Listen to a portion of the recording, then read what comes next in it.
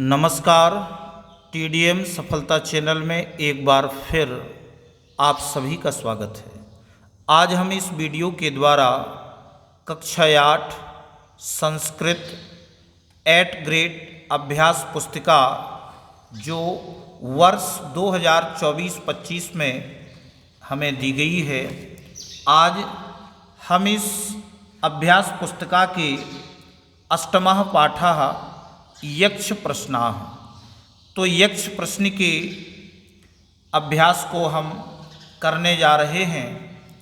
तो आप इसमें देखें कि अष्टमः पाठः 8वां पाठ यक्ष प्रश्नाः। तो यक्ष की जो प्रश्न है, तो इसके पाठ का अभ्यास करने से पहले हम इस पाठ के परिचय को देखते हैं कि धर्म ग्रंथ मानव को अलौकिक दृष्टि प्रदान करते हैं। जीवन के विविध क्षेत्रों में निर्णय लेने की शक्ति को प्रदान करते हैं। महाभारत को भारतीय संस्कृति का इतिहास ग्रंथ कहा जाता है।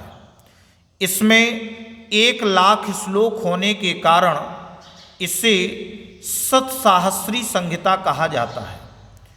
महाभारत को विश्व का सबसे बड़ा काव्य ग्रंथ होने का गौरव भी प्राप्त है। महाभारत को पंचम वेद भी कहा जाता है। धर्म, अर्थ, काम और मोक्ष से संबंधित जीवन के समस्त पक्षों का यहाँ उल्लेख किया गया है। कहा भी गया है कि धर्मे चार्थे च कामे च मोक्षे च भरतर्षभो यदि हास्ति तदन्यत्र यन्नेहास्ति न तत्क्वचित्।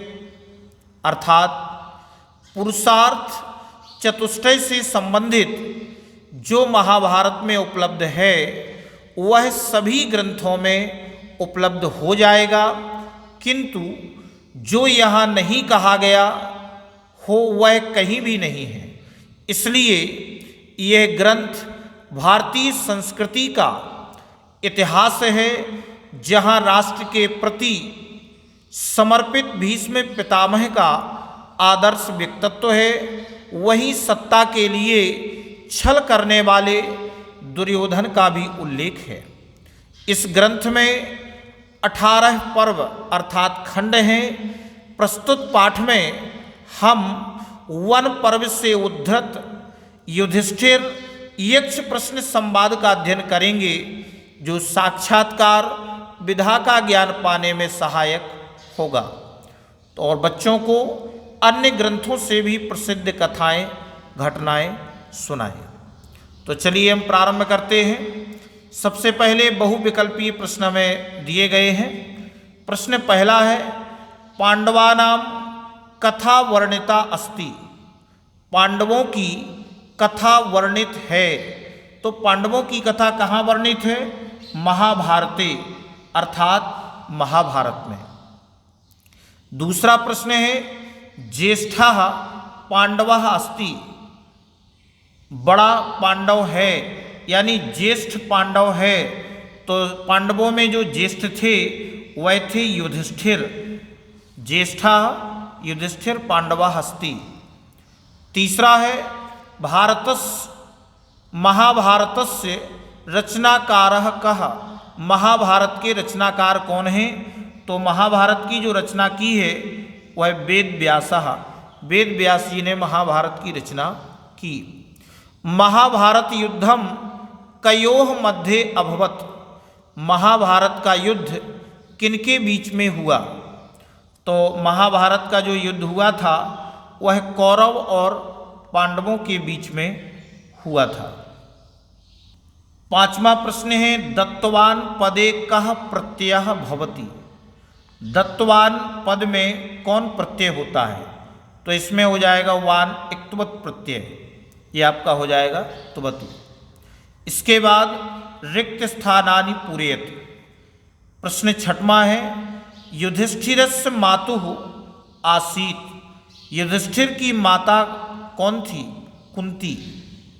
7वां है वैद्यः पदस्य समानार्थी पदम अस्ति। वैद्य पद का समानार्थी पद है भिषग अर्थात वैद्य। आकाशात उच्चतरः, आकाश से अधिक ऊंचा कौन? पिता। ममेच्छा पदे संधि अस्ति। ममेच्छा पद में संधि है। ममेच्छा अर्थात मम धन इच्छा, तो आ के बाद ई आने पर ए हो जाता है। ये गुण संधि का नियम है। अगला प्रश्न है युधिष्ठिरः सर्वप्रथमम जीवितुम इच्छति। युधिष्ठिर ने सबसे पहले नकुल को जीवित होने की इच्छा की। एक पदेन उत्तरम लिखत, एक पद में उत्तर देंगे। महाभारते पांडवानां वनवास कालः कुत्र वर्णितम अस्ति। महाभारत में पांडवों का वनवास काल कहाँ वर्णित है? तो महाभारत में पांडवों का वनवास काल वन पर्व में वर्णित है। इसके बाद श्रोत्रियः केन भवति। श्रोत्रियः वैदिक किससे होता है? तो श्रुतेन। श्रुतेन जो होता है, श्रुतेन वेद के ज्ञान से, वेद के ज्ञान से मनुष्य वैदिक होता है। यक्षः केन प्रश्नाः अकरोत्। यक्ष ने किससे प्रश्न किए? तो पांडवैः, पांडवों से, और उसमें महत्वपूर्ण है आपका युधिष्ठिरेण, यानी युधिष्ठिर से यक्ष ने प्रश्न किए। इसके बाद 14वां प्रश्न है कया द्वितीयवान भवति। कया द्वितीयवान भवति। कया द्वितीयवान भवति, किससे द्वितीयवान भवति, किससे दूसरे से युक्त होता है? तो धृत्या, धैर्य के रहने पर मनुष्य दूसरे से युक्त होता है। एक वाक्येन उत्तरम यक्षः युधिष्ठिरेण किमर्थम प्रसन्नः अभवत्। यक्ष युधिष्ठिर से किस लिए प्रसन्न हुआ? तो यक्षः युधिष्ठिरेण निष्पक्षतया धर्मनिष्ठया च प्रसन्नः अभवत्। यक्ष युधिष्ठिर की निष्पक्षता और ईमानदारी और धर्म के प्रति निष्ठा से प्रसन्न हुआ। प्रश्न 16वां है प्रथमम कः पात्रम नीत्वा जलम आनेतुम तड़ागम अगच्छत। प्रथमम पहले कौन पात्र लेकर जल को लाने के लिए तालाब आया? तो प्रथमम सहदेवः पात्रम नीत्वा जलम आनेतुम तड़ागम अगच्छत। पहले सहदेव पात्र लेकर जल लाने को तालाब आए। अगला प्रश्न है बुद्धिमान कथम भवति। बुद्धिमान कैसे होता है? तो बुद्धिमान वृद्ध सेवया भवति। बुद्धिमान वृद्धों की सेवा से होता है।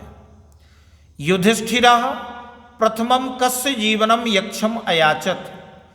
युधिष्ठिर ने पहले किसके जीवन को यक्ष से मांगा, याचना की? तो युधिष्ठिरः प्रथमम नकुलस्य जीवनम यक्षम अयाचत। युधिष्ठिर ने पहले नकुल के जीवन को यक्ष से मांगा। अगला प्रश्न है महाभारतस्य युधिष्ठिर यक्ष संवादम स्वशब्देषु लिखत। महाभारत के युधिष्ठिर और यक्ष संवाद को अपने शब्दों में लिखो।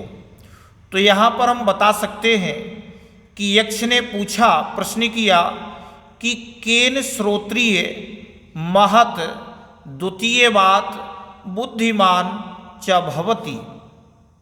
यानी कि यक्ष पूछ रहा है कि मनुष्य किससे वैदिक होता है, किससे महत्व को प्राप्त करता है, किससे दूसरे से युक्त होता है और किससे बुद्धिमान होता है। तो इस प्रश्न का युधिष्ठिर उत्तर देते हैं। युधिष्ठिर उत्तर देते हैं कि श्रुतेन तपसा धृत्या वृद्ध सेवया च भवति, यानी कि मनुष्य वेद के ज्ञान से वैदिक होता है और तपस्या से महत्व को प्राप्त करता है और धृत्या धैर्य के रहने पर मनुष्य दूसरे से युक्त होता है और वृद्ध सेवया वृद्धि की सेवा से बुद्धिमान होता है। अब अगले प्रश्न में यक्ष ने पूछा कि किम स्विद गुरुतरम उच्चतरम शीघ्रतरम बहुतरम च भवति। तो यक्ष ने युधिष्ठिर से अगला प्रश्न किया कि भूमि से अधिक भारी क्या है, आकाश से अधिक ऊंचा क्या है, वायु से अधिक वेग वाला क्या है और तृण से भी अधिक फैलने वाला क्या होता है। तो इस प्रश्न का युधिष्ठिर उत्तर देते हैं। युधिष्ठिर कहते हैं कि माता पिता मनः चिंता च भवति, अर्थात भूमि से अधिक भारी गौरवपूर्ण माता होती है, आकाश से अधिक ऊंचा पिता होता है, वायु से अधिक तेज मन होता है और तृण से भी अधिक फैलने वाली चिंता होती है। अब यक्ष ने पुनः प्रश्न किया कि किम स्वेद मित्रम सत्मित्रम दानम च भवति। प्रश्न किया तो युधिष्ठिर इस प्रश्न का उत्तर देते हैं, यानी कि उसने प्रश्न किया कि किम स्विद मित्रम, विदेश में रहने वाले का मित्र कौन है, घर में रहने वाले का मित्र कौन है और रोगी व्यक्ति का मित्र कौन है और मरने वाले का मित्र कौन होता है। तो युधिष्ठिर इस प्रश्न का उत्तर देते हैं। युधिष्ठिर कहते हैं कि सार्थः भार्या भिषग दानम च भवति, अर्थात विदेश में रहने वाले का मित्र धनवाला होता है, घर में रहने वाले का मित्र भार्या अर्थात पत्नी होती है और रोगी का मित्र अर्थात भिषग वैद्य होता है और मरने वाले का मित्र दान होता है। अब यक्ष ने फिर से पूछा, भो राजन, अरे राजन, हे राजन, स्वम कम जीवितुम इच्छसि, तुम किसके जीवित होने की इच्छा करते हो। तो युधिष्ठिर ने कहा, नकुलो जीवेत, नकुल जीवित हो। अब अंतिम प्रश्न में कहा गया है कि पाठात तृतीया पंचमी युक्तानि पदानि चित्वा लिखत, पाठ से तृतीया और पंचमी युक्त पदों को चुनकर लिखो, यथा जैसे केन श्रुतेन भूमे हैं। तो यहाँ पर हम अलग अलग बता देंगे कि तृतीया युक्तानि पदानि और पंचमी युक्तानि पदानि। तो जो तृतीया के हैं जैसे श्रुतेन ये तृतीया विभक्ति का है और खात ये पंचमी का है, तपसा ये तृतीया का है और तृणात पंचमी का है, धृत्या तृतीया विभक्ति है, भूमेः पंचमी विभक्ति है, केन वातात सेवया कस्मात् निष्पक्षतया कस्मात् धर्मनिष्ठया। तो इस प्रकार से इस वीडियो में बस इतना ही। नेक्स्ट वीडियो में हम इसके अगले पाठ के अभ्यास को करेंगे। आपको ये वीडियो अच्छा लगा हो तो वीडियो के लिए कमेंट शेयर अवश्य करें। धन्यवाद।